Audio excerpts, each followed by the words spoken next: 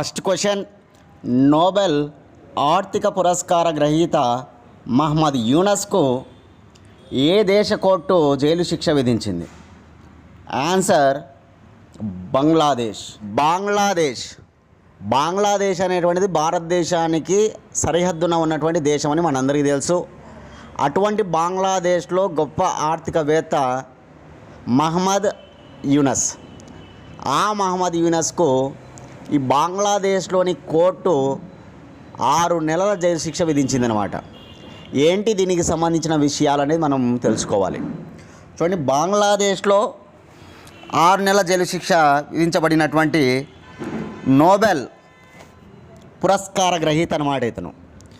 Nobel prize అంటే ప్రపంచంలోనే అన్నిటికంటే అత్యున్నత పురస్కారం. అటువంటి నోబెల్ ప్రైజ్ పొందినటువంటి వ్యక్తి ఎకానమీలో 2016లో నోబెల్ ప్రైజ్ పొందాడనమాట ఇతను మహమ్మద్ యూనస్. సంవత్సరం గుర్తుపెట్టుకోవాలి, మహమ్మద్ యూనస్కు నోబెల్ ప్రైజ్ వచ్చిన సంవత్సరం ఎకానమీలో ఎప్పుడు 2016. ఎందుకంటే వార్తల్లో నిలిచినటువంటి వ్యక్తి కాబట్టి ఆయనది రేపు అడగచ్చు ఎప్పుడు వచ్చింది మహమ్మద్ యూనస్కు నోబెల్ ప్రైజ్ అని. 2016 అనే విషయాన్ని గుర్తుపెట్టుకోవాలి. మనమేమో ఈ సంవత్సరం నేర్చుకోబోతాం నోబెల్ ప్రైజ్ ఎవరికి వచ్చింది, ఏం కథ, ఫిజిక్స్లో, కెమిస్ట్రీలో, మెడిసిన్లో, ఎకానమీలో, లిటరేచర్లో, పీస్లో అని. కానీ 2016 అడుగుతారు, ఎందుకంటే ఆయన వార్తల్లో ఉన్నాడు కాబట్టి వెరీ ఇంపార్టెంట్ గుర్తుంచుకోవాలి. 6 నెలలు జైలు శిక్ష విధించిందనమాట. సరే, దీనికి సంబంధించిన విషయాలు మనం ఒకసారి చూస్తే 6 నెలలు జైలు శిక్ష విధించడానికి కారణాలు తెలుసుకుంటే, మరో ముగ్గురితో కలిసి ఆయన ఒక సంస్థను స్టార్ట్ చేశాడనమాట. ఆ సంస్థ పేరు నోట్ చేసుకోండి మీరందరూ కూడా, గ్రామీణ్ టెలికాం సంస్థ మరో ముగ్గురితో కలిసి ఆయన స్టార్ట్ చేశాడు. ఈ సంస్థ వీళ్ళందరూ కార్మికుల సంక్షేమం అనేది నెలకొల్పడంలో విఫలమయ్యారనమాట. దేనిని నెలకొల్పడంలో విఫలమయ్యారు నోట్ చేసుకోవాలి. కార్మికుల సంక్షేమ నిధిని నెలకొల్పడంలో విఫలమయ్యారనమాట. కాబట్టి కార్మిక న్యాయస్థానం జడ్జి షేక్ మారినా సుల్తానా యూనస్కు 6 నెలల జైలు శిక్ష విధిస్తూ తీర్పు ఇవ్వడం జరిగిందనమాట. గుర్తుపెట్టుకోవాలి, తీర్పు ఇచ్చినటువంటి కార్మిక న్యాయస్థానం జడ్జి ఎవరంటే కనుక షేక్ మారినా సుల్తానా. అంటే కార్మిక న్యాయస్థానం 6 నెలల జైలు శిక్ష విధించిందనమాట మహమ్మద్ యూనస్కు. ఓకే, ఎందుకు అంటే కనుక కార్మికుల సంక్షేమ నిధిని నెలకొల్పడంలో వీళ్ళు విఫలమయ్యారని చెప్పేసి. ఈ విషయాన్ని మనం నోట్ చేసుకున్న తర్వాత మరొక అంశాన్ని కూడా తెలుసుకోవాలి. 19,000 జరిమానా కూడా విధించారనమాట వీళ్ళకు. 6 నెలల జైలు శిక్ష విధించడంతో పాటు 19,000 జరిమానా కూడా విధించారనమాట. ఈ కోర్టు తీర్పు ఇచ్చిన తర్వాత వీళ్ళందరూ కూడా ఏం చేశారంటే కనుక పిటిషన్, ఓకేనా, వాళ్ళు పెట్టుకున్నటువంటి పిటిషన్లు ఉంటాయి కదా, ఆ పిటిషన్ల మేరకు వాళ్ళకు బెయిల్ మంజూరు చేయడం జరిగింది. ఆ బెయిల్ మంజూరు అయిన తర్వాత వీళ్ళందరూ కూడా హైకోర్టులో సవాల్ చేసుకునే వీలు ఉంటుందన్నమాట వీళ్ళందరికీ. ఇక్కడ బంగ్లాదేశ్లో హైకోర్టు ఉంటుంది కదా, ఓకే, వాళ్ళకు చెందినటువంటి వాళ్ళ ప్రాంత హైకోర్టు, దాంట్లో వాళ్ళు సవాల్ చేసుకోవచ్చు అనమాట. సవాల్ చేసుకునే వీలు ఉంటుంది. అంతేకాదు ఈ నెలలోనే ఈ నెల 7వ తారీఖున బంగ్లాదేశ్లో సాధారణ ఎన్నికలు కూడా జరగబోతున్నాయి. ఆ విషయాన్ని మనం గుర్తుపెట్టుకోవాలి. బంగ్లాదేశ్లో ఎలక్షన్స్ జరగబోతూ ఉన్నాయన్నమాట. ఇటువంటి తరుణంలో ఇటువంటి పరిణామాలు కూడా చోటు చేసుకోవడం అక్కడ గమనార్హం అన్నమాట. కానీ ఈరోజు వార్తల్లో ఉన్నటువంటి వ్యక్తి ఎవరంటే మాత్రం నోబెల్ ఆర్థిక శాస్త్ర పురస్కార గ్రహీత మహమ్మద్ యూనస్. సంవత్సరం ఆయనకు వచ్చింది నోబెల్ ఎప్పుడు 2016. చూడండి, బంగ్లాదేశ్ రాజధాని ఢాకా, బంగ్లాదేశ్ కరెన్సీ టాకా, బంగ్లాదేశ్ భాష బెంగాలీ, బంగ్లాదేశ్ అధ్యక్షుడు ప్రెసిడెంట్ మహమ్మద్ షిహాబుద్దీన్, బంగ్లాదేశ్ ప్రధాని షేక్ హసీనా. భారతదేశంతో ఎక్కువగా సరిహద్దు పంచుకునే దేశం బంగ్లాదేశ్ అనమాట. బంగ్లాదేశ్ 4,096 కిలోమీటర్ల సరిహద్దు భారతదేశంతో, 4,096 కిలోమీటర్ల సరిహద్దు. బంగ్లాదేశ్ ఏర్పడిన సంవత్సరం 1971లో బంగ్లాదేశ్ ఏర్పడింది అనమాట. ఆ విషయాన్ని మనం గుర్తుపెట్టుకోవాలి. ఇది బంగ్లాదేశ్ అనగానే కొన్ని ముఖ్యమైన విషయాలు వినా. ఇక్కడ బంగాళాఖాతం అనేటువంటి సముద్రాన్ని కూడా కలిగి ఉంటుందన్నమాట బంగ్లాదేశ్. అక్కడికి చాలా ఫేమస్ నదులన్నీ కూడా వచ్చి ఆ బంగాళాఖాతంలో బంగ్లాదేశ్ దగ్గర కలిసిపోయే నదులు ముఖ్యంగా గంగా, బ్రహ్మపుత్ర నదులు అనమాట. సరే, ఇదంతా పక్కన పెడితే ఈరోజు మనకు వార్తల్లో ఉన్నటువంటి వ్యక్తిని బాగా మైండ్లో పెట్టుకుని బాగా చదువుకోవాలి. ఆయనే ఎవరు? మహమ్మద్ యూనస్ అనమాట. ఆయనకు వచ్చిన నోబెల్ ఎప్పుడంటే 2016. మన భారతీయులకు ఎప్పుడు నోబెల్ బహుమతి వచ్చింది? ఇద్దరు ఎకనమిస్టుల కంటే ఇద్దరు ఉన్నారన్నమాట. నోబెల్ ఎకనమీలో పొందినటువంటి వాళ్ళు మన భారతీయులు ఇద్దరు. ఫస్ట్ ఎవరంటే అమర్త్య సేన్, సెకండ్ ఎవరంటే కనుక అభిజిత్ బెనర్జీ. 1998లో అమర్త్య సేన్కి వస్తే అభిజిత్ బెనర్జీకి 1998లో వచ్చిందనమాట. ఎవరికి 1998లో వచ్చింది, అమర్త్య సేన్కి వచ్చిందనమాట. అభిజిత్ బెనర్జీకి ఏ సంవత్సరం వచ్చిందనేది మీరు కామెంట్ బాక్స్లో మీ సమాధానాన్ని తెలియజేయండి. అభిజిత్ బెనర్జీకి ఏ సంవత్సరం వచ్చిందని కామెంట్ బాక్స్లో మీరు సమాధానాన్ని తెలియజేయండి దయచేసి అందరూ కూడా. ఫస్ట్ ఎకానమీలో పొందింది 1969లో స్టార్ట్ చేస్తారన్నమాట ఎకానమీ నోబెల్ బహుమతిని. అప్పుడు రాగ్నర్ ఫిష్కు వస్తుందన్నమాట. యాక్చువల్గా 1901లోనే నోబెల్ బహుమతులు స్టార్ట్ అవుతాయి, 5 రంగాల్లో అప్పుడు స్టార్ట్ అవుతాయి. తర్వాత 6వ రంగాన్ని ఎకానమీని స్టార్ట్ చేస్తారు. ఏ సంవత్సరం 1969లో.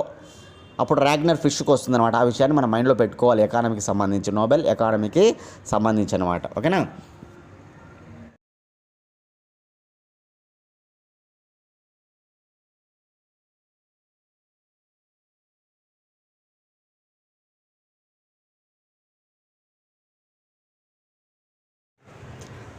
సెకండ్ క్వశ్చన్, 2024 జనవరి 1న జపాన్లో సంభవించిన భూకంపం రిక్టర్ స్కేలుపై ఎంత నమోదు చేసింది? ఆన్సర్ 7.6. ఏ దేశం? జపాన్ అనమాట. జపాన్ రాజధాని టోక్యో. జపాన్ దేశ కరెన్సీ యెన్. జపాన్ దేశ భాష జపనీసు. జపాన్ చక్రవర్తి అకిహిటో. జపాన్ ప్రధానమంత్రి షింజో ఆబే. 2023లో G7 సమ్మిట్ కూడా జరిగిందన్నమాట జపాన్లోని హిరోషిమా నగరంలో, మనకు తెలుసు. అటువంటి జపాన్ చాలా గొప్ప దేశం అన్నమాట. కానీ ఈరోజు ప్రపంచంలో చాలా గొప్ప దేశాలలో జపాన్ కూడా ఒకటి అనమాట. అటువంటి జపాన్లో తరచుగా భూకంపాలు వస్తూ ఉంటాయి. అట్లా జనవరి 1వ తారీఖున మొదటి రోజు అందరూ బాగా సంతోషాలతో జనవరి 1 చేసుకుంటూ ఉంటే, కానీ జపాన్ దేశంలో మాత్రం కొన్ని నగరాలు విలయ తాండవం చేసిందన్నమాట భూకంపం, సునామీ అనమాట. కాబట్టి భూకంపం ఎంత ఇక్కడ అంటే కనుక 7.6%, 7.6గా నమోదైందనమాట. 7.6గా రిక్టర్ స్కేల్పై నమోదైంది. మనందరికీ తెలుసు జపాన్ అనేటువంటిది ఒక ద్వీప దేశం అనమాట. ద్వీప దేశం. అట్లా జపాన్ దేశంలో నూతన సంవత్సరం తొలి రోజునే అత్యంత శక్తివంతమైనటువంటి భూకంపం సంభవించిందనమాట. ముఖ్యంగా జపాన్ వాయువ్య తీరంలో తీవ్ర భూకంపం సంభవించింది. వాయువ్య తీరంలో ఇది రిక్టర్ స్కేలుపై 7.6గా నమోదు కావడం జరిగిందనమాట. ఇలా రిక్టర్ స్కేలు పైన 7.6గా నమోదైనటువంటి ఈ తీవ్ర భూకంపం వల్ల అనేక వేలాది ఇళ్ళు ధ్వంసం కావడం జరిగింది. ముఖ్యంగా జపాన్లోని ఇసిగావా, నిగాటా, టొమాయా ఈ 3 నగరాలలో దాదాపు 21 ప్రకంపనలు జరిగాయంట. భూకంపానికి సంబంధించి ఎన్ని ప్రకంపనలు అంటే 21 ప్రకంపనలు వచ్చాయన్నమాట. ఇషిగావా, నిగాటా, టొమాయాలో అనమాట. ఇట్లా తీవ్ర భూకంపం అనేటువంటిది రావడం అనేటువంటిది జరిగింది. కాబట్టి సునామీ కూడా సంభవించబోతూ ఉందని ఈ హెచ్చరిక కేంద్రాలు జారీ చేయడం జరిగిందనమాట. ఈ భూకంపం వల్ల సునామీ రాబోతూ ఉందంట. ఒక జపాన్లోనే కాదు, ఉభయ కొరియా అంటే ఉత్తర కొరియా, దక్షిణ కొరియా, రష్యా ఇటువంటి దేశాల్లో సునామీ హెచ్చరికలు జారీ చేయడం జరిగిందనమాట. ఈ విషయాన్ని గుర్తుంచుకోవాలి. కానీ ఎందుకంటే కనుక ఇసిగావా, నిగాటా, టొమాయా జిల్లాలకు చెందిన జపాన్ వాతావరణ సంస్థ సునామీ హెచ్చరికలు జారీ చేసిందనమాట. ఇసిగావాకు మేజర్ సునామీ ఉందంట. మిగిలిన పశ్చిమ తీర ప్రాంతానికి తక్కువ తీవ్రత కలిగిన సునామీ హెచ్చరికలు జారీ చేసింది. అంటే ఎక్కువగా ఈ సునామీ హెచ్చరికలు, మేజర్ సునామీ హెచ్చరిక ఎక్కడుందంటే కనుక ఇసిగావా అనేటువంటి నగరంలోనే ఎక్కువగా తుఫాను రాబోతుందని చెప్పి హెచ్చరికలు జారీ చేసిందనమాట. కాబట్టి ఈ విషయాన్ని గుర్తుపెట్టుకోవాలి. ఏకంగా 3 మీటర్ల మేర అలలు ఎగిసిపడుతున్నాయంట. కానీ 3 మీటర్ల మేర అలలన్నీ కూడా ఎగసిపడుతున్నాయన్నమాట. కాబట్టి దీన్ని దృష్టిలో పెట్టుకొని ఇక్కడ సునామీ కూడా రాబోతూ ఉంది. కాబట్టి అందరూ కూడా జాగ్రత్తగా ఉండండి అని చెప్పేసి ఎవరైతే ఆ ప్రాంతాల్లో ఉంటారో వాళ్ళందరినీ కూడా ఇక్కడ సురక్షిత ప్రాంతాలకు చేరవేస్తూ ఉన్నారనమాట. కాబట్టి జపాన్ అనేటువంటి తరచుగా మనం వింటూ ఉంటాం, భూకంపం, సునామీ, తుఫాన్లు అని ఇట్లా జపాన్లో ఎక్కువగా వస్తూ ఉంటాయన్నమాట. పోయిన ఏడాది చూస్తే కరెక్ట్గా ఫిబ్రవరి నెలలో 2023 ఫిబ్రవరి నెలలో టర్కీ, సిరియా దేశాల్లో వచ్చిందనమాట. ఇదే టర్కీ, సిరియా దేశాలు 7.8గా నమోదైంది. 7.8గా నమోదైందనమాట. టర్కీలో తీవ్రమైనటువంటి భూకంపం, అది కూడా పోయిన ఏడాది ఫిబ్రవరి నెలలో. అటువంటి టర్కీ బాధితులకు మన దేశం సహాయం అందించిందనమాట. ఆ సహాయం అందించడానికి ఒక ఆపరేషన్ చేపట్టిందనమాట. ఆ ఆపరేషన్ ఏంటి? కామెంట్ బాక్స్లో మీ సమాధానాన్ని తెలియజేయండి.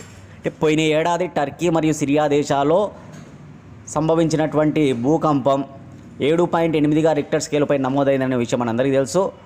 దీనికి సంబంధించి వాళ్ళందరినీ కూడా వాళ్ళ ఆ బాధితులను కాపాడుకోవడం కోసం, సహాయం అందించడం కోసం భారత ప్రభుత్వం చేపట్టిన ఆపరేషన్ ఏది? కామెంట్ బాక్స్లో మీ సమాధానాన్ని తెలియజేయండి.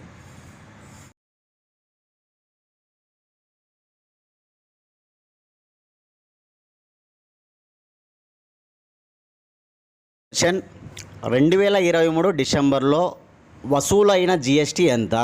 2023 డిసెంబర్లో వసూలైన జిఎస్టీ 1.64 లక్షల కోట్లు.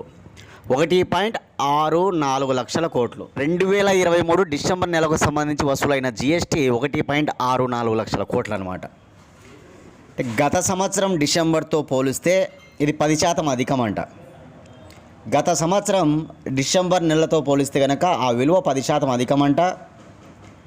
ఇప్పుడు మనకి ఈ ఆర్థిక సంవత్సరానికి సంబంధించి జిఎస్టీ 9 నెలలు కంప్లీట్ అయిపోయింది అనమాట. ఏప్రిల్ నుంచి డిసెంబర్ అంటే 9 నెలలు కంప్లీట్ అయిపోయింది. దానికి సంబంధించి ఏ నెలలో ఎంత జిఎస్టీ వసూలైంది పోయిన ఏడాది ఏప్రిల్ నుంచి మనం చూస్తే ఏప్రిల్లో 1.87 లక్షల కోట్లు అనమాట. ఏప్రిల్లో పోయిన ఏడాది ఇదే అత్యధికం అనమాట. జిఎస్టీ వసూళ్లలోనే అత్యధికం ఎప్పుడు అంటే కనుక 2023 ఏప్రిల్ నెల 1.87 లక్షల కోట్లు. మే నెల 1.57 లక్షల కోట్లు. జూన్ నెల 1.61 లక్షల కోట్లు. జూలై 1.60 లక్షల కోట్లు. ఆగస్ట్ 1.59 లక్షల కోట్లు. సెప్టెంబర్ 1.63 లక్షల కోట్లు. అక్టోబర్ 1.72 లక్షల కోట్లు. అదేవిధంగా నవంబర్ 1.67 లక్షల కోట్లు అనమాట. నవంబర్ నెలలో 1.67, డిసెంబర్ నెలలో 1.64 లక్షల కోట్లు అనమాట. ఈ విషయాన్ని నోట్ చేసుకోండి. ఈ ఆర్థిక సంవత్సరంలో ఏప్రిల్ నుంచి డిసెంబర్ వరకు ఏ నెలలో ఎంత జిఎస్టీ వసూలైంది అనేటువంటి లిస్టు నేను చెప్పా. ఆ లిస్టు మీరు నోట్ చేసుకోండి దయచేసి, ఓకేనా. ఈ విషయాన్ని మనకి జిఎస్టీ కౌన్సిల్ వాళ్ళు తెలపడం జరిగిందనమాట. ఏప్రిల్ నుంచి డిసెంబర్ 2023 మధ్య జిఎస్టీ వసూలు 12% పెరిగి 14.97 లక్షల కోట్లుగా నమోదైందనమాట. ఈ 9 నెలలకు సంబంధించి 12% పెరిగి 14.97 లక్షల కోట్లుగా నమోదైనట్టుగా జిఎస్టీ కౌన్సిల్ మనకు వెల్లడించినటువంటి సమాచారం అనమాట. కాబట్టి మొట్టమొదటి 9 నెలలకు సంబంధించిన సమాచారం మీరు నోట్ చేసుకోండి దయచేసి అందరూ కూడా.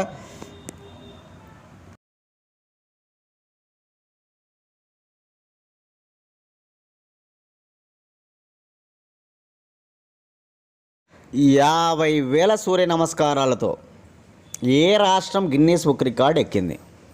50,000 సూర్య నమస్కారాలతో ఏ రాష్ట్రం గిన్నీస్ బుక్ రికార్డ్ ఎక్కిందంటే కనుక రాష్ట్రం గుజరాత్. రాష్ట్రం ఏది? గుజరాత్ అనమాట. గుజరాత్ రాష్ట్రంలో జరిగినటువంటి ఒక గొప్ప రికార్డ్ అనమాట ఇది. సూర్య నమస్కారాలతో గిన్నీస్ బుక్ రికార్డ్ ఎక్కడం జరిగిందనమాట. చూడండి, వేలాది మంది ఏకకాలంలో సూర్య నమస్కారాలు చేయడం ద్వారా గుజరాత్ వాసులు ప్రపంచ రికార్డు నెలకొల్పారనమాట. అంటే మొత్తం ఏకకాలంలో వేలాది మంది ఒక చోట చేరి సూర్య నమస్కారాలు చేసి ప్రపంచ రికార్డు నెలకొల్పారనమాట. నూతన సంవత్సరానికి స్వాగతం పలుకుతూ 2023 జనవరి 1వ తారీఖున తలపెట్టిన కార్యక్రమం అన్నమాట ఇది. సార్ 2024, ఇంకా 2023 నుంచి పోవడం లేదనమాట మైండ్. 2024 అనే విషయాన్ని మనం గుర్తుంచుకోవాలి. సరే, 2024 జనవరి 1వ తారీఖున తలపెట్టిన కార్యక్రమం అన్నమాట ఇది. సూర్య నమస్కారాలతో గిన్నీస్ రికార్డు సాధించడం అనేటువంటి కార్యక్రమం. ఏంటి రికార్డు అంటే కనుక రాష్ట్ర వ్యాప్తంగా ఏకకాలంలో 108 ప్రాంతాల్లో చేపట్టినటువంటి బృహత్ కార్యక్రమంలో 50,000 మందికి పైగా పాల్పంచుకున్నారనమాట. ఎన్ని ప్రాంతాల్లో జరిగింది గుజరాత్ రాష్ట్రం మొత్తం మీద అంటే కనుక 108 ప్రాంతాల్లో. మొత్తంగా 108 ప్రాంతాల్లో ఎంతమంది అంటే 50,000 మంది పైగా ఓకేనా పార్టిసిపేట్ చేసి సూర్య నమస్కారాలు చేసి రికార్డు సాధించడం జరిగిందనమాట. దీనికి సంబంధించి ప్రధాని నరేంద్ర మోడీ గారు హర్షం వ్యక్తం చేయడం జరిగిందనమాట. ఇది నోట్ చేసుకుంటే సరిపోతుంది. ఇదనమాట గుజరాత్ అనగానే గుజరాత్కు సంబంధించిన కొన్ని విషయాలు మనం తెలుసుకోవాలి ఏదైనా ఒక రాష్ట్రం వచ్చినప్పుడు. గుజరాత్ రాజధాని గాంధీనగర్, గుజరాత్ రాష్ట్ర హైకోర్టు అహ్మదాబాద్, గుజరాత్ రాష్ట్ర భాష గుజరాతీ, గుజరాత్ ముఖ్యమంత్రి భూపేంద్ర పటేల్, ఇంకా గుజరాత్ రాష్ట్ర గవర్నర్ ఆచార్య దేవప్రీత్ అనమాట. ఆచార్య దేవప్రీత్.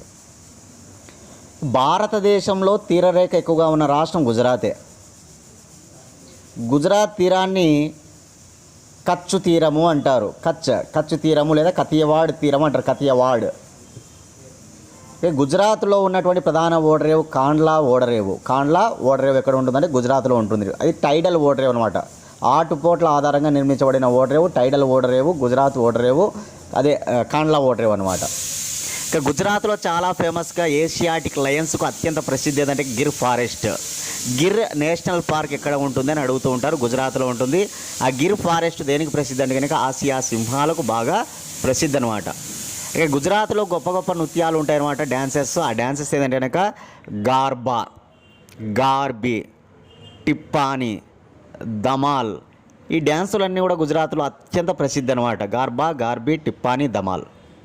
ప్రపంచంలోనే అతిపెద్ద స్టేడియం నరేంద్ర మోడీ స్టేడియం గుజరాత్లోని అహ్మదాబాద్లో ఉందన్నమాట. ప్రపంచంలోనే అతి ఎత్తైన విగ్రహం Sardar Vallabhbhai Patel statue of unity అంటారు. ఇది కూడా గుజరాత్లోనే నర్మదా నది ఒడ్డున, నర్మదా నది దగ్గర కెవాడియా గ్రామంలో ఉంటుందన్నమాట. కెవాడియా గ్రామంలో 182 మీటర్ల ఎత్తు అనమాట. 182 మీటర్ల ఎత్తు.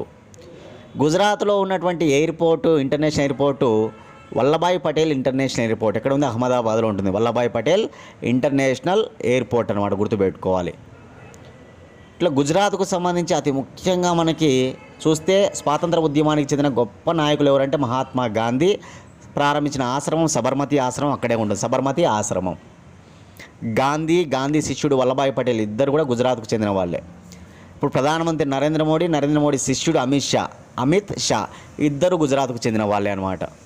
ఇట్లా గుజరాత్ అనగానే చాలా గొప్ప విషయాలు ఉంటాయి. ఈ గుజరాత్ దగ్గర ఉన్నటువంటి సముద్రం అరేబియా సముద్రం అనమాట. ఇక్కడ వచ్చి కలిసిపోయే నదులు అరేబియా సముద్రంలో గల్ఫ్ ఆఫ్ కంబట్ వద్ద ఏ నదులు వచ్చి కలిసిపోతాయంటే కనుక మనకు సింధు నది కావచ్చు, నర్మదా, తపతి, మహి, సబర్మతి. నర్మదా, తపతి, మహి, సబర్మతి, సింధు ఇవన్నీ కూడా ఇక్కడ అరేబియా సముద్రంలో కలిసిపోతాయి అన్నమాట గుజరాత్ దగ్గర.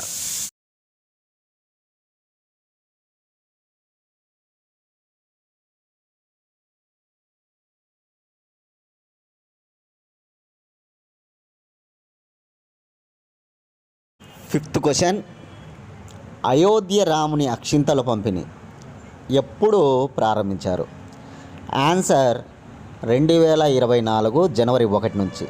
2024 జనవరి 1 నుంచే అయోధ్య రాముని అక్షింతల పంపిణీ ప్రారంభించడం జరిగిందనమాట. 2024 జనవరి 22వ తారీఖున, అంటే ఈ నెల 22వ తారీఖున మధ్యాహ్నం 12:20 గంటలకు జరిగే విగ్రహ ప్రతిష్ఠ అనమాట. శ్రీరాముని యొక్క విగ్రహ ప్రతిష్ఠ జరగబోతుంది. కాబట్టి అయోధ్యలో భవ్య రామమందిరంలో శ్రీరాముని విగ్రహ ప్రతిష్టకు ఏర్పాట్లు చాలా వేగంగా సాగుతూ ఉన్నాయన్నమాట. ఈ క్రమంలో అయోధ్య ఆలయ ట్రస్ట్ ప్రధాన కార్యదర్శి చెంపత్రాయ్ వెల్లడించిన విషయాలు ఏంటి అంటే కనుక, ఈ నూతన సంవత్సరాన్ని పునస్కరించుకొని 2024 జనవరి 1న సోమవారం నుంచి అక్షింతల పంపిణీని ప్రారంభిస్తూ ఉన్నట్టుగా ఆలయ ట్రస్ట్ ప్రధాన కార్యదర్శి చెంపత్రాయ్ వెల్లడించాడనమాట.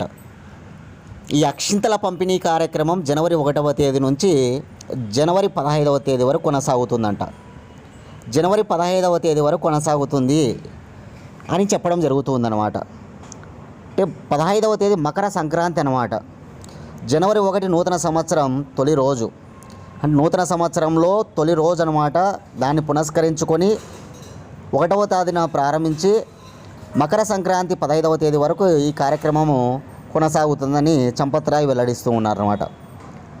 ప్రజలకు పంపిణీ చేసే అక్షింతల ప్యాకెట్పై రామాలయ చిత్రంతో పాటు రామాలయ చిత్రం ఉంటుందంట ఆ ప్యాకెట్ పైన. అదేవిధంగా ఆలయ నిర్మాణం గురించిన వివరాలతో కూడినటువంటి ఒక కరపత్రం కూడా ఉంటుందంట. ఆలయ నిర్మాణం ఉంది కదా, దాని గురించినటువంటి వివరాలతో కూడిన ఒక కరపత్రం కూడా ఉంటుందంట. ఇట్లా దేశవ్యాప్తంగా సుమారు 5 లక్షల ఆలయాల పరిధిలోని 5 కోట్ల కుటుంబాల ప్రజలకు అక్షింతలు అందుతాయని చంపతరాయ్ చెప్తూ ఉన్నాడు అనమాట.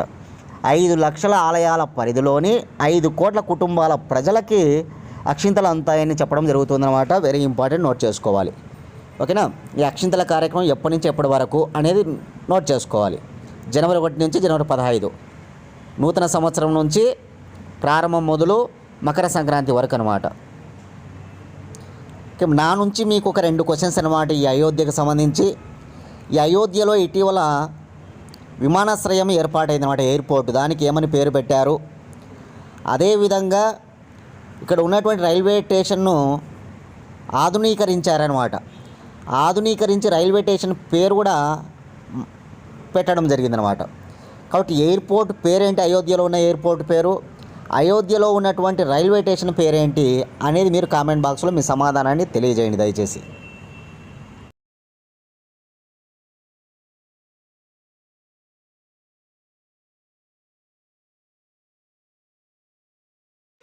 దక్షిణ ధృవంపై వేగంగా ఒంటరి అన్వేషణ పూర్తి చేసుకున్న మహిళగా వార్తల్లో నిలిచింది ఎవరు? ఆన్సర్ హర్ప్రీత్ సింగ్. హర్ప్రీత్ సింగ్. ఈ హర్ప్రీత్ సింగ్ గురించి మనం మాట్లాడుకుంటే ఈమె ఒక బ్రిటిష్ సిక్కు ఆర్మీ అధికారి అనమాట. ఒక బ్రిటిష్ సిక్కు ఆర్మీ అధికారి, గొప్ప ఫిజియోథెరపిస్ట్ కూడా. అంటార్కిటికాలో గొప్ప గొప్ప అన్వేషణలు చేసేటువంటి ఒక వీర వనిత అనమాట. చెప్పాలంటే ఒక వీర వనితనే. అంటార్కిటికాలో అన్వేషణ అంటే ఒక వీర వనిత లాగానే మనం చెప్పచ్చు. ఈమెను పోలార్ ప్రీత్ అని కూడా పిలుస్తారు. అంటార్కిటికాలో అన్వేషణలు చేస్తూ ఉంది కాబట్టి ఆమెకు ఒక టైటిల్ అనమాట, పోలార్ ప్రీత్ అని. ఎందుకంటే ఇవి పోల్స్ అనమాట. దక్షిణ ధ్రువం అంటే సౌత్ పోల్ అంటాం ఇంగ్లీష్లో. కాబట్టి పోలార్ ప్రీత్ అనమాట ఇక్కడ. ఇక పోలార్ ప్రీతిగా పేరు తెచ్చుకుందనమాట. ఈమె బ్రిటిష్ సిక్కు ఆర్మీ అధికారి, గొప్ప ఫిజియోథెరపిస్టు. ఈమె వయసు 33 సంవత్సరాలు అనమాట. ఈమె మరొక ప్రపంచ రికార్డు నెలకొల్పిందనమాట. ఆ రికార్డు ఏంటంటే కనుక దక్షిణ ధ్రువంపై ఒంటరిగా వేగవంతంగా అన్వేషణ పూర్తి చేసుకున్న మహిళగా. దక్షిణ ధ్రువంపై ఒంటరిగా వేగవంతంగా అన్వేషణ పూర్తి చేసుకున్న మహిళగా తాజాగా రికార్డు నెలకొల్పిందనమాట. గుర్తుపెట్టుకోవాలి. నవంబర్ 26న ప్రారంభించినటువంటి యాత్ర అనమాట. ఈమె దక్షిణ ధ్రువానికి చేరుకోవడంతో అది ముగియడం జరిగింది. రోజుకు 12 నుంచి 3 గంటల చొప్పున ముందుకు సాగుతూ -50 డిగ్రీల ఉష్ణోగ్రత వద్ద, అంటే రోజుకు 12 నుంచి 3 గంటల చొప్పున ఆమె యొక్క ప్రయాణం సాగిందనమాట. దాదాపు 50 డిగ్రీల, అంటే 50 డిగ్రీలు అనమాట ఉష్ణోగ్రత వద్ద మొత్తం 1130 కిలోమీటర్ల దూరాన్ని 1130 కిలోమీటర్ల దూరాన్ని ఎవరి సహాయం లేకుండా 31 రోజుల 13 గంటల 19 నిమిషాల్లో పూర్తి చేసిందనమాట. అదే ఆమె యొక్క రికార్డు. గుర్తుపెట్టుకోవాలి. 31 రోజుల, అంటే ఒక నెల అంతే, 31 రోజుల 13 గంటల 19 నిమిషాల్లో పూర్తి చేసింది. 1130 కిలోమీటర్ల దూరాన్ని ఎవరి సహాయం లేకుండా ఆమె పూర్తి చేయడం జరిగిందనమాట. గిన్నీస్ బుక్ రికార్డులో చోటు సంపాదించి ప్రపంచ రికార్డులో కూడా స్థానం సంపాదించిందనమాట. కాబట్టి ఈ విషయాన్ని మనం గుర్తుంచుకోవాలి. ఈరోజు వార్తల్లో నిలిచినటువంటి మరొక వీర మహిళ ఎవరంటే కనుక ఆమె కెప్టెన్ హర్ప్రీత్ చాందీ. అంటే ఆర్మీ అధికారి కాబట్టి మేము కెప్టెన్ అంటాం అనమాట. కెప్టెన్ హర్ప్రీత్ చాందీ. ఫస్ట్ ఆప్షన్లో గిడ్రిక్ కాగ్ ఉన్నారు, సెకండ్ ఆప్షన్లో హర్ప్రీత్ చాందీ, థర్డ్ ఆప్షన్లో అక్షతా కృష్ణమూర్తి, ఫోర్త్ ఆప్షన్లో జయవర్మ సిన్హా. అంటే గతాన్ని మనం మర్చిపోకూడదు. గతంలో మనం వీళ్ళ గురించి చదువుకున్నాం. వాళ్ళని అక్కడనే మర్చిపోకుండా అప్పుడప్పుడు వీళ్ళని మీకు గుర్తించే ప్రయత్నం అనమాట. గిడ్రిగ్ కాగ్ ఐక్యరాజ్య సమితి సెక్రటరీ జనరల్ ఆంటోనియో గుటెరెస్ పాలస్తీనాలో అతి పెద్ద నగరమైనటువంటి గాజాలో మానవతావాదిగా ఆమెను నియమించడం జరిగిందనమాట. గాజాలో ఎంతోమంది ఇబ్బందులు పడుతున్నారు కదా యుద్ధాల వల్ల, అందువల్ల అక్కడ మానవతావాదిగా ఆమెను నియమించారనమాట. ఆమె గిడ్రిక్ కాగ్ అనమాట. అక్షతా కృష్ణమూర్తి అంటే మనందరికీ తెలుసు, నాసా, అమెరికాకు చెందినటువంటి నాసా అంగారకుడిపైకి రోవర్ను తీసుకెళ్ళిందనమాట. ఆ రోవర్ తిరిగి వస్తుంది. ఆ రోవర్ను ఆపరేట్ చేస్తూ ఉందన్నమాట. ఈమె ఆపరేట్ చేసిన మొదటి భారతీయ మహిళగా రికార్డ్ అనమాట. నాసా వారి రోవర్ను ఆపరేట్ చేసిన తొలి భారతీయ మహిళగా రికార్డు అక్షతా కృష్ణమూర్తి. జయవర్మ సిన్హా అంటే మీరు అందరూ చేసే బిట్టే, అందరికీ తెలిసిన బిట్టే. కానీ రైల్వే బోర్డు తొలి మహిళా చైర్మన్ అనమాట. ఇటీవలనే రైల్వే బోర్డు తొలి మహిళా చైర్మన్గా జయవర్మ సిన్హా రికార్డులో నిలవడం జరిగిందనమాట.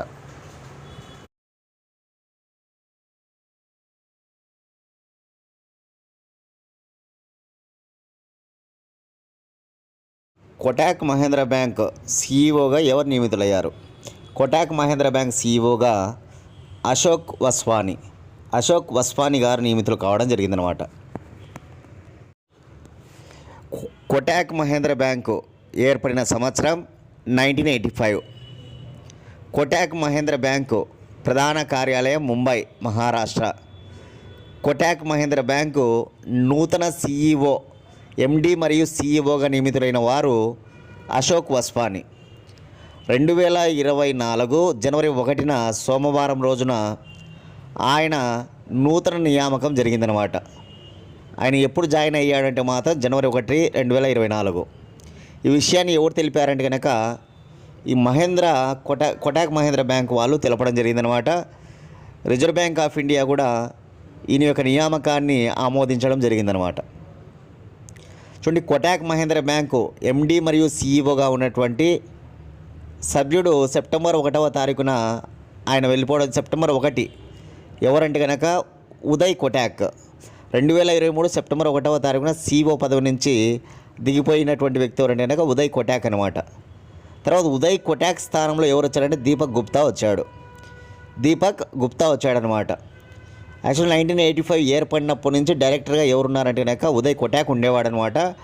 ఆయన ఈ 2023 సెప్టెంబర్ 1న సీఈఓ నుంచి ఆయన దిగిపోవడం జరిగింది. ఆ క్రమంలో తర్వాత వచ్చింది దీపక్ గుప్తా అనమాట.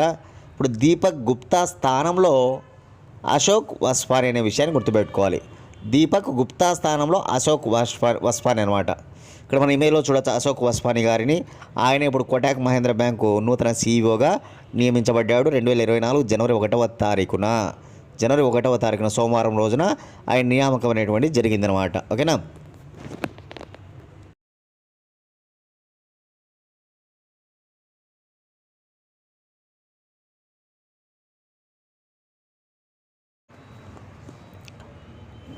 ఎయిత్ క్వశ్చన్, కాందహార్ విమానం హైజాక్ సూత్రధారిగా పేరుగాంచిన ఏ ఉగ్రవాది హతం అయ్యను?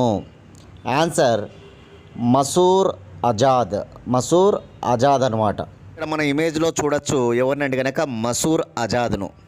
ఇతను ఒక ఉగ్రవాది అనమాట. పాకిస్తాన్లోని బావల్పూర్ మసీదు నుంచి తిరిగి వెళ్తూ ఉండగా ఆయన పైన జరిగినటువంటి బాంబు దాడులలో ఆయన చనిపోయినట్టుగా చెప్పడం జరుగుతుందన్నమాట పాకిస్తాన్ గవర్నమెంట్.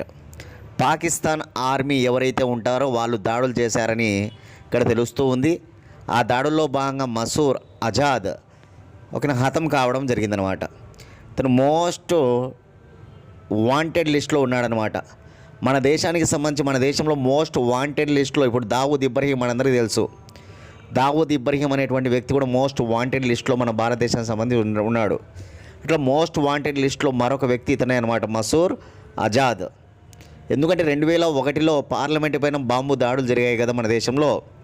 ఆ 2001లో పార్లమెంటు పైన బాంబు దాడుల్లో నిందితుడు అనమాట ఇతడు. మోస్ట్ వాంటెడ్ లిస్ట్లో ఇతను కూడా ఒకడనమాట ఈ మసూర్ అజాద్. 2001 మాత్రమే కాదు, 2008లో కూడా ఇతను నేపాల్ నుంచి భారతదేశానికి వస్తున్నటువంటి విమానాన్ని హైజాక్ చేయడం జరిగిందనమాట. నేపాల్ నుంచి భారతదేశానికి వస్తున్నటువంటి ఇండియన్ ఎయిర్లైన్స్ విమానాన్ని ఇతను ఏం చేశాడంటే హైజాక్ చేశాడనమాట.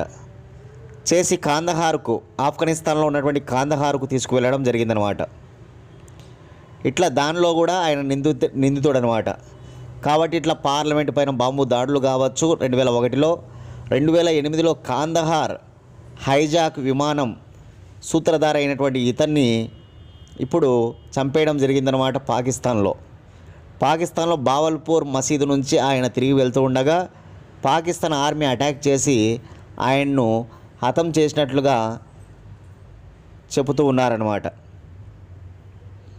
కాబట్టి ఇట్లాంటి మోస్ట్ వాంటెడ్ చనిపోవడం అనేటువంటిది మన భారతదేశం అంటే యాక్చువల్గా ఇతను అరెస్ట్ చేసి ఉంటారు. ఒకప్పుడు మన భారతదేశంలో అరెస్ట్ చేసి ఉంటారనమాట. ఇతన్ని అరెస్ట్ అయితే కనుక ఇతని తర్వాత హైజాకర్ల డిమాండ్ మేరకు ఇతనితో పాటు మరొక ముగ్గురు కరుడుగట్టినటువంటి తీవ్రవాదులు అనమాట వీళ్ళు. ఆ ముగ్గురు హైజాకర్ల డిమాండ్ మేరకు వాళ్ళను వదిలిపెట్టేసి ఉంటామన్నమాట మన ఇండియా. ఆల్రెడీ వీళ్ళు మన ఇండియన్స్ ఇతన్ని అరెస్ట్ చేసి ఉంటారు ఒకప్పుడు. కానీ తర్వాత హైజాకర్ల డిమాండ్ మేరకు ఇతన్ని వదిలేయడం జరిగిందనమాట. కాబట్టి ఇప్పుడు మనకు ఆయన హతుడయ్యాడు కాబట్టి చాలా ఇంపార్టెంట్ మనకు న్యూస్లో కనిపిస్తున్నటువంటి ముఖ్యమైన అంశాలు ఇది కూడా ఒకటి అనమాట ఈరోజు. కాబట్టి నోట్ చేసుకోండి.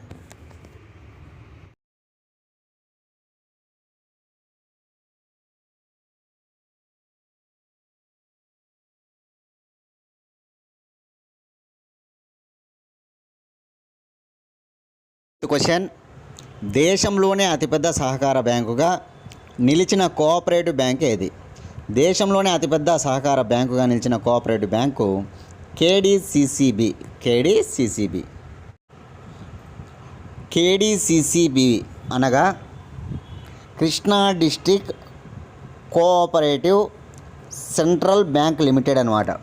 Krishna District Cooperative Central Bank Limited అంటే కృష్ణా జిల్లా సహకార కేంద్ర బ్యాంక్ అనమాట. ఇది దేశంలోనే అత్యంత పెద్ద సహకార బ్యాంకుగా గుర్తింపు పొందిందంట. ఈ విషయాన్ని ఎవరు వెల్లడించారంటే కనుక ఈ కృష్ణా జిల్లా సహకార కేంద్ర బ్యాంకు చైర్పర్సన్ తాతినేని పద్మావతి గారు ఈ విషయాన్ని వెల్లడించారు. దేశంలోనే అతిపెద్ద సహకార బ్యాంకుగా గుర్తింపు పొందింది కేడీసీసీబీ అని ఆమె వెల్లడించడం జరిగిందనమాట. ఈమె ఒక సమావేశం ఏర్పాటు చేయడం జరిగిందన్నమాట. దీనిలో భాగంగా బ్యాంకు ద్వారా 9,884 కోట్ల వ్యాపారాన్ని చేశారట. బ్యాంకు ద్వారా ఎన్ని కోట్ల వ్యాపారం చేశారంట అంటే కనుక 9,884 కోట్ల వ్యాపారం చేశారంట. 10,900 కోట్ల టర్నోవర్తో అభివృద్ధిలో పయనిస్తూ ఉంది అని చెప్పడం జరిగింది. ఎన్ని కోట్ల టర్నోవర్తో? 10,900 కోట్ల టర్నోవర్తో అభివృద్ధిలో పయనిస్తూ ఉందంట. ఆ విషయాన్ని వెల్లడించారన్నమాట తాతినేని పద్మావతి గారు. ఓకేనా, ఇది దీనికి సంబంధించిన సమాచారం డైరెక్ట్ పెట్టిది అంతే. ఓకేనా, బాగా గుర్తుంచుకోవాలి. కృష్ణా జిల్లా సహకార కేంద్ర బ్యాంకు దేశంలోనే అతిపెద్ద సహకార బ్యాంకుగా గుర్తింపు పొందిందని ఎవరు తెలిపారంటే కనుక కేడీసీసీబీ చైర్పర్సన్ తాతినేని పద్మావతి గారు తెలపడం జరిగిందనమాట. అంతేకాదు రాష్ట్ర ముఖ్యమంత్రి వైఎస్ జగన్మోహన్ రెడ్డి చేతుల మీదుగా అవార్డును స్వీకరించినట్టుగా తాతినేని పద్మావతి చెప్పడం జరిగిందనమాట. దీనిలో భాగంగా వైఎస్ జగన్మోహన్ రెడ్డి చేతుల మీదుగా అవార్డు తీసుకున్నట్టుగా ఆమె చెప్పడం జరిగింది. గత 10 సంవత్సరాలుగా ఉత్తమ బ్యాంకుగా గుర్తింపు పొంది కేంద్ర హోంశాఖ మంత్రి అమిత్ షా చేతుల మీదుగా కూడా అవార్డును స్వీకరించినట్టుగా ఆమె చెబుతూ ఉందన్నమాట. గత 10 సంవత్సరాలుగా ఉత్తమ బ్యాంకుగా గుర్తింపు పొందిందంట. దీనిలో భాగంగా కేంద్ర హోంమంత్రి అమిత్ షా చేతుల మీద కూడా అవార్డు స్వీకరించినట్లుగా ఆమె చెప్పడం జరిగిందన్నమాట.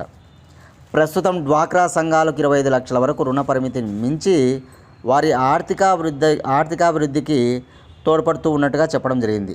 డ్వాక్రా సంఘాలు ఉంటాయి కదా, దానికి సంబంధించి 25 లక్షల వరకు రుణ పరిమితిని మించి వారి ఆర్థికాభివృద్ధికి తోడ్పడుతూ ఉందంట. ఈ విషయం అంతా కూడా మనకి నోట్ చేసుకుంటే సరిపోతుంది దీనికి సంబంధించి.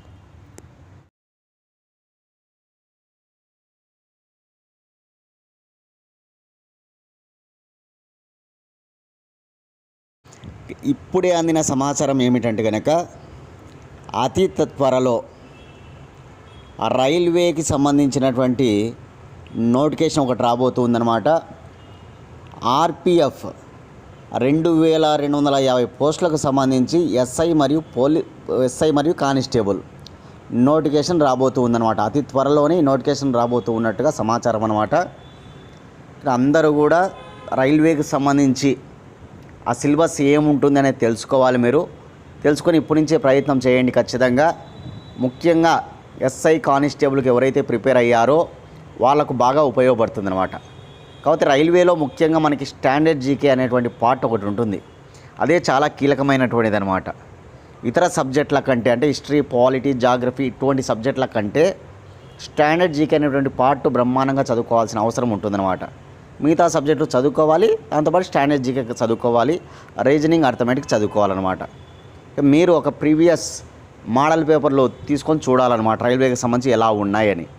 దాని ప్రకారం మీరు ఫోకస్ చేసుకొని ఇప్పటి నుంచే చదువుకుంటూ వస్తే కనుక నోటిఫికేషన్ వచ్చిన తర్వాత ఇబ్బంది ఉండదన్నమాట. Okay, last question. ఎక్స్పోశాట్ ఉపగ్రహాన్ని ఏ సంస్థ తయారు చేసింది? చూడండి, ఎక్స్పోశాట్ ఉపగ్రహాన్ని ఏ సంస్థ తయారు చేసింది అంటే కనుక యుఆర్ రావ్ శాటిలైట్ సెంటర్ మరియు రామన్ రీసెర్చ్ ఇన్స్టిట్యూట్ అనమాట. బెంగళూరులో ఉంటాయన్నమాట ఈ రెండు కూడా. బెంగళూరులో ఉన్నటువంటి యుఆర్ రావ్ శాటిలైట్ సెంటర్ కావచ్చు, యుఆర్ఎస్సి అంటారు, సింపుల్గా యుఆర్ఎస్సి అంటారు యుఆర్ రావ్ శాటిలైట్ సెంటర్ను. అదే రామన్ రీసెర్చ్ ఇన్స్టిట్యూట్ అనమాట. రామన్ రీసెర్చ్ ఇన్స్టిట్యూట్ RRI అనమాట. ఈ రెండు కూడా బెంగళూరులోనే ఉంటాయి. ఈ రెండు కలిసి ఎక్స్పోశాట్ అనేటువంటి ఉపగ్రహాన్ని తయారు చేయడం జరిగిందనమాట. ఎక్స్పోశాట్ అనేటువంటిది ఒక ఉపగ్రహం. నిన్నటి క్లాస్లో మనం చెప్పుకున్నాం అనమాట. జనవరి 1వ తారీఖున ఇస్రో చేపట్టినటువంటి అత్యంత అద్భుతమైనటువంటి ప్రయోగం, తొలి రోజునే ప్రయోగాన్ని చేపట్టిందనమాట. అదే PSLV C58 అని. PSLV polar satellite launching vehicle C58 అనమాట. ఇది PSLVకి సంబంధించి 60వ రాకెట్ అనమాట. PSLVకి సంబంధించి ఎన్నవ రాకెట్ అంటే కనుక నెంబర్ 60, 60వ రాకెట్. PSLV C58 అనేటువంటిది అంతరిక్ష నౌక. ఈ నౌక ద్వారా పంపినటువంటి ఉపగ్రహం, మెయిన్ ఉపగ్రహం ఏదంటే కనుక ఎక్స్పోశాట్ అనమాట. నిన్న నేను ఎక్స్పోశాట్ గురించి మీకు చెప్పాను. ఎక్స్పోశాట్ పూర్తి పేరు ఏంటంటే కనుక x ray polarimeter satellite. X ray polarimeter satellite ఎక్స్పోశాట్ యొక్క పూర్తి పేరు అనమాట. ఎక్స్పోశాట్ యొక్క బరువు 480 కిలోలు అనమాట. 480 కిలోలు. ఈ ఎక్స్పోశాట్ని ఎవరు తయారు చేశారంటే బెంగళూరుకు చెందినటువంటి U R Rao satellite centre and Raman research institute అనమాట. యుఆర్ రావ్ శాటిలైట్ సెంటర్ బెంగళూరుకు చెందినటువంటిదే, రామన్ రీసెర్చ్ ఇన్స్టిట్యూట్ కూడా బెంగళూరుకు చెందినటువంటివే. ఈ రెండు సంస్థలు కలిసి ఏ ఉపగ్రహాన్ని తయారు చేశాయంటే ఎక్స్పోశాట్ అనేటువంటి ఉపగ్రహాన్ని తయారు చేశాయి. ఈ ఉపగ్రహాన్ని ఇప్పుడు భూమి నుంచి ఇక్కడ 500 కిలోమీటర్ల దూరంలో ఉంచబోతూ ఉన్నారనమాట. అంటే అతి తక్కువ దూరంలో ఉంచబోతూ ఉన్నారనమాట. ఎక్స్పోశాట్ అనేటువంటి ఉపగ్రహాన్ని ఒక 500 కిలోమీటర్ల దూరంలో, అతి తక్కువ దూరంలో ఉంచబోతూ ఉన్నారనే విషయాన్ని మనం గుర్తుంచుకోవాలి. ఎక్స్పోశాట్ అనేటువంటిది మెయిన్ ఉపగ్రహం అనమాట. PSLV C58 ద్వారా పంపిస్తూ ఉన్నారు. అందుకే PSLV C58 ప్రయోగాన్ని ఏమనొచ్చు మనం ఎక్స్పోశాట్ మిషన్ అని కూడా పిలవచ్చు. ఈ ఎక్స్పోశాట్ మిషన్ను చేపట్టిన వారు ఇస్రో. ఎక్కడి నుంచి దీన్ని ప్రయోగించారంటే కనుక నిన్నటి క్లాస్లో మనం చెప్పుకున్నాం. తిరుపతి జిల్లాలోని శ్రీహరికోటలో ఉన్నటువంటి సతీష్ ధావన్ స్పేస్ సెంటర్ నుంచి. తిరుపతి జిల్లాలోని శ్రీహరికోటలో ఉన్నటువంటి సతీష్ ధావన్ స్పేస్ సెంటర్, షార్ అని కూడా అంటామన్నమాట. అక్కడి నుంచి ప్రయోగించామన్నమాట. విజయవంతంగా ప్రయోగించబడింది. ఈ మిషన్ వ్యవధి ఎంత అంటే కనుక 5 సంవత్సరాలు అన్నమాట. సరే, ఎక్స్పోశాట్లో ఎన్ని పేలోడ్లు ఉంటాయంటే రెండు పేలోడ్లు ఉంటాయి. ఈ రెండు పేలోడ్లు కూడా మనకు 500 కిలోమీటర్ల దూరంలో ఉంటూ పనిచేస్తాయన్నమాట.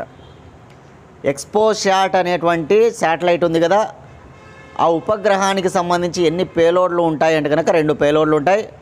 ఆ 2 పేలోడ్లు నోట్ చేసుకోవాలి మీరు. అందులో ఒక పేలోడ్ ఏంటంటే కనుక పోలిక్స్, POLIX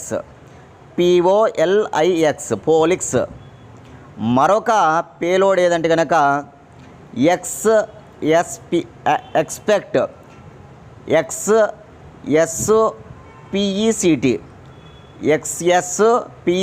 ఎక్స్పెక్ట్ అంటారనమాట. ఈ రెండు కూడా పేలోడ్స్ అనమాట. ముందు పోలిక్స్ గురించి తెలుసుకుందాం.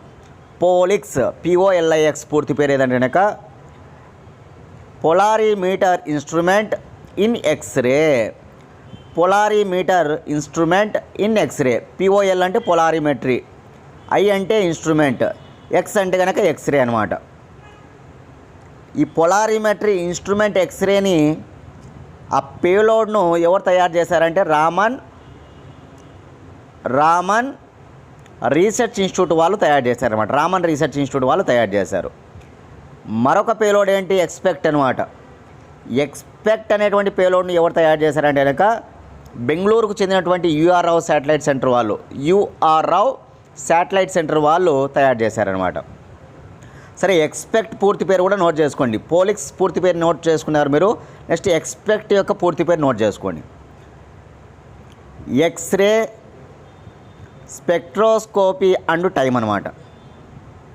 ఎక్స్ అంటే కనుక ఎక్స్రే, ఎస్పిఈ అంటే కనుక ఎస్పిఈసి అంటే స్పెక్ట్రోస్కోపీ, టీ అంటే టైం అనమాట. స్పెక్ట్రోస్కోపీ అండ్ టైం అనమాట. సరే ఏంటి ఈ రెండు కూడా పేలోడ్స్. ఈ రెండు పేలోడ్లు చేసే పనులు ఏంటి, వాటి యొక్క విధి ఏంటో మనం తెలుసుకుంటే ఫస్ట్ పోలిక్స్ విధి ఏంటో మీరు నోట్ చేసుకోండి. అక్కడ ఖగోళ మూలాల యొక్క పోలిక్స్ యొక్క విధి రాసుకోవాలి మీరు.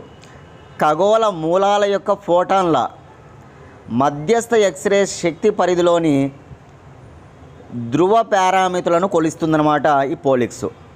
మళ్ళీ ఒకసారి చెప్తున్నా, ఖగోళ మూలాల యొక్క ఫోటానుల మధ్యస్థ ఎక్స్రే శక్తి పరిధిలో ధ్రువ పారామితులను కొలిచే పరికరమే పేలోడే ఈ పోలిక్స్ అనమాట. పోలిక్స్ గుర్తుపెట్టుకోవాలి. మరొకటి ఏంది ఎక్స్పెక్ట్. సరే ఎక్స్పెక్ట్ పని ఏంటి, మృదువైన ఎక్స్ కిరణాల సమయాన్ని కొలుస్తుందన్నమాట. మృదువైన ఎక్స్ కిరణాలు, సాఫ్ట్ ఎక్స్రేస్ ఉంటాయి కదా, సాఫ్ట్ ఎక్స్ కిరణాలు, ఈ మృదువైన ఎక్స్ కిరణాల సమయం టైంను కొలుస్తుందన్నమాట. గుర్తుపెట్టుకోవాలి. అందుకే పేరులోనే ఉంచండి, ఎక్స్రే, స్పెక్ట్రోస్కోపీ అండ్ టైం అని. ఓకేనా. మృదువైన ఎక్స్ కిరణాల సమయాన్ని కొలుస్తుందన్నమాట. అంతేకాదు వివిధ రకాల పదార్థాల నుంచి ఉత్పన్నమయ్యేటువంటి విద్యుత్ అయస్కాంత వర్ణపటాన్ని కూడా కొలుస్తుందన్నమాట. విద్యుత్ అయస్కాంత వర్ణపటం, ఆ వర్ణపటాన్ని కూడా ఇది కొలుస్తుందన్నమాట. ఏది ఎక్స్పెక్ట్ అనమాట, గుర్తుపెట్టుకోవాలి. ఇట్లా ఈ రెండింటి గురించి వెరీ ఇంపార్టెంట్. పేలోడ్ల గురించి కూడా కష్టంగా అడిగితే పేలోడ్ల గురించి కూడా అడుగుతారనమాట. మనం ఏమి నేర్చుకొని పోతాం, PSLV C58, ఎక్స్పోసాట్ అనే ఉపగ్రహమే కాకుండా 10 చిన్న చిన్న ఉపగ్రహాలు కూడా, బుల్లి ఉపగ్రహాలు కూడా పంపించబడ్డాయి. వాటిని కేరళ వాళ్ళు తయారు చేశారని, ఇస్రో వాళ్ళు పంపించారని, ఓకేనా, శ్రీహరికోట నుంచి పంపించారని, అతి తక్కువ దూరంలో 500 కిలోమీటర్ల దూరంలో ఉంటాయని, కృష్ణ బిలాలపైన ఎక్స్రే కిరణాలపైన, ఓకేనా, ఇది అన్వేషిస్తుందని, ఇవన్నీ కూడా చదువుకొని పోతాం. కానీ ఎగ్జామ్లో పేలోడ్ల పైన క్వశ్చన్లు అడుగుతున్నారనమాట. కాబట్టి 2 పేలోడ్ల నోట్ చేసుకొని ఇవి ఎవరు తయారు చేశారు, దీని ఫుల్ ఫామ్స్ ఏంటి, దీని యొక్క పని ఏంటి, అది మనం చదువుకోవాల్సిందే ఖచ్చితంగా. అందుకని ఈరోజు నిన్న చెప్పినప్పటికీ ఈరోజు మరొక బిట్ ఇవ్వడం జరిగిందనమాట. కాబట్టి నోట్ చేసుకోండి, అందరూ కూడా చాలా ఇంపార్టెంట్.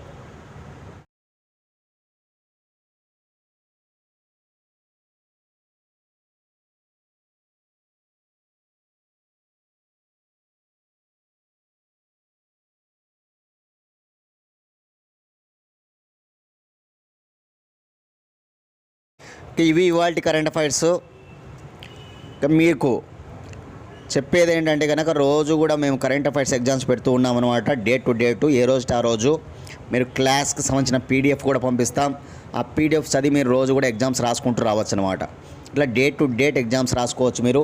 ఎగ్జామ్స్ ఇంట్రెస్ట్ ఉన్న వాళ్ళు 8186006848 8186006848 అనే నెంబర్కి కాల్ చేయండి. ఎగ్జామ్ వాళ్ళు కనుక్కొని ఎగ్జామ్ నచ్చితే మీరు ఎగ్జామ్స్ రాసుకోవచ్చు.